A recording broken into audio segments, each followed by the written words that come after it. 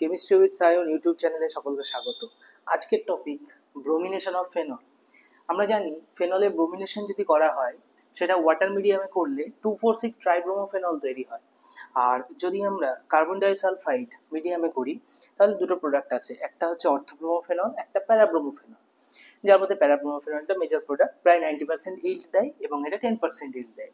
তো এই ধরনের বৈষম্য কেন, যে ওয়াটার মিডিয়ামে 3টে ব্রোমিন অ্যাড হচ্ছে, দুটো অর্থ পজিশনের একটা প্যারা পজিশনে, আর CS2 যখন দিয়ে দিচ্ছি, কার্বন ডাইসালফাইড মিডিয়াম দিচ্ছি, তখন কেন এই ধরনের প্রোডাক্ট আসছে? তার মেইন রিজন হচ্ছে ওয়াটার হচ্ছে একটা polar medium. H2O is nothing but a polar medium. আর পোলার মিডিয়ামে আমরা সকলেই জানি যে ফেনল ফেনক্সাইড আয়ন তৈরি করতে পারে।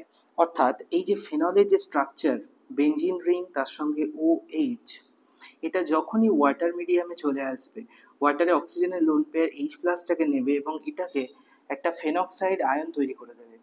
এই ফেনক্সাইড আয়নটা এতটাই সক্রিয় যে নেগেটিভ চার্জটা যখনই রিংয়ের মধ্যে ব্যাক করবে, দুটো অর্থ পজিশন, এই অর্থ পজিশনটা বাঁ দিকের, এবং রিংটাকে যদি আমি একটু অন্যভাবে এঁকে দিই, যদি দেখা যায় রিংটাকে আমি ডাবল বন্ডগুলোকে একটু অন্যভাবে ডিস্ট্রিবিউট করলাম উল্টো দিক বরাবর, তাহলে এই অর্থ পজিশন, এই দুটো অর্থ পজিশনই কিন্তু রিঅ্যাক্টিভিটির জন্য প্রচন্ড ইম্পর্টেন্ট হয়ে পড়বে এবং এরা কিন্তু রিঅ্যাক্টিভ হয়ে পড়বে প্রচন্ড।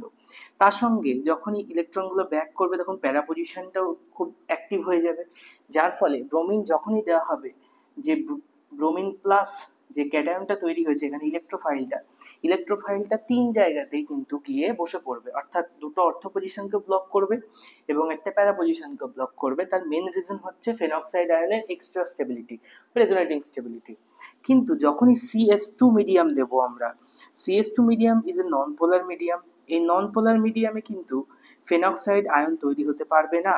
ফেনক্সাইড আয়ন যখনই তৈরি হবে না তখনই ফেনলের একটা টেন্ডেন্সি থাকবে, যেহেতু OH গ্রুপ আছে, OH গ্রুপের টেন্ডেন্সি অর্থ এবং প্যারা পজিশনকে ডিরেক্ট করা, সুতরাং সে অর্থ পজিশনে একবার ব্রোমিনকে নেবে আর একবার প্যারা পজিশনে নেবে। আমরা জানি প্যারা প্রোডাক্ট সবসময় মেজর প্রোডাক্ট হয় রেজোনেন্সের রেসপেক্টে, সেই জন্য প্যারাব্রোমোফেনলটা হয়ে যাবে আমাদের মেজর প্রোডাক্ট এবং অর্থোব্রোমোফেনলটা থাকবে আমাদের মাইনর প্রোডাক্ট। এই হচ্ছে আজকের ভিডিও। এখানে আমরা ব্রোমিনেশন অফ ফেনল সম্পর্কে আলোচনা করলাম। ভিডিওটা ভালো লেগে থাকলে সকলে লাইক করে দিও, চ্যানেলটা সাবস্ক্রাইব করো, শেয়ার করো, কমেন্ট করো। Thank you.